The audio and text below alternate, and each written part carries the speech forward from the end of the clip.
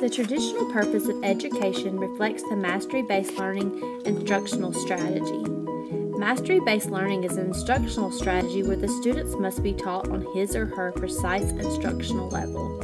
Whatever his or her grade level, this type of strategy also requires that each student be advanced through the curriculum at a rate commensurate with his or her ability to actually master each concept within that continuum. The classroom setup consists of desks and furniture that are for a lecture-style classroom. This does not keep students engaged, nor does it promote collaboration, but individual work instead. With the mastery-based approach, not all learners progress at the same rate. This causes students to wait until everyone masters a specific content before moving on, or causes the teacher to individualize instruction for the ones that are not mastering the concept being taught. Not all students move at the same pace with this approach, and if only objective assessments are used, this can lead to memorizing and learning specifics rather than higher levels of thinking and learning. Is this the approach that students need to succeed and become 21st century learners? According to Vygotsky, until children learn to use mental tools, their learning is largely controlled by the environment. They attend only to the things that are brightest or loudest, and they can remember something only if it has been repeated many times. After children master mental tools, they become in charge of their own learning by attending and remembering in an intentional and purposeful way. Three of the most common instructional practices in constructivist classrooms are guided math and reading stations, writer's workshop, and inquiry-based units. Guided math and reading stations allow the teacher to differentiate learning in conference with students on their specific needs. This also gives students the opportunity to work with their peers on their level and communicate with each other.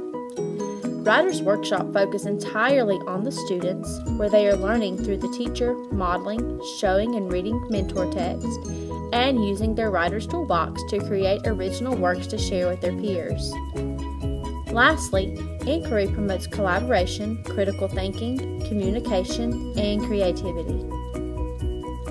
Students at all grade levels and in every domain of science should have the opportunity to use scientific inquiry and develop the ability to think and act in ways associated with inquiry, including asking questions, planning, and conducting investigations, using appropriate tools and techniques to gather data, thinking critically and logically about relationships between evidence and explanations, constructing and analyzing alternative explanations, and commuting scientific arguments.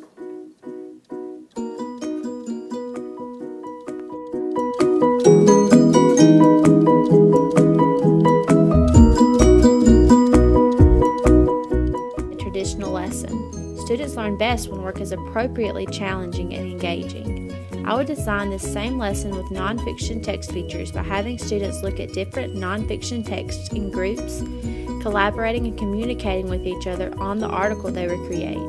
Then design their own infographic on something that interests them using nonfiction text features for an assessment instead of the traditional paper-pencil assessment. Another example, instead of having a paper-pencil quiz, I would allow students to tweet 3 things they learned from the lesson and 2 things they have questions about, and use this as a formative assessment. This gives students choice and helps them become prepared and college ready. Assessment in a constructivist classroom is not the typical formal assessments. These types of assessments can range anywhere between exit tickets, Twitter replies, group work, graffiti walls, infographics, brochures, etc. Any of these would be great to allow students to learn and gain the skills they need to be college and career ready. Project-based learning is meaningful if it fulfills 2 criteria. First, students must relate to the work being personally meaningful and as a task that matters to them so they want to do well. Second, a meaningful project fulfills an educational purpose and is well designed and well implemented. Project-based learning must have the following elements: a need to know, some type of launch activity that initiates curiosity, a driving question, a question that captures the heart of the project, which students give a sense of purpose and challenge, student voice and choice, Students can decide what products they will create and what resources they will need to use. 21st century skills. A project should include 21st century skills such as collaboration, critical thinking, communication, creativity, and the use of technology. Inquiry. Students find project work more meaningful if they participate in real inquiry, a trial that begins with their own questions and resources that produce their own answers. A publicly presented project.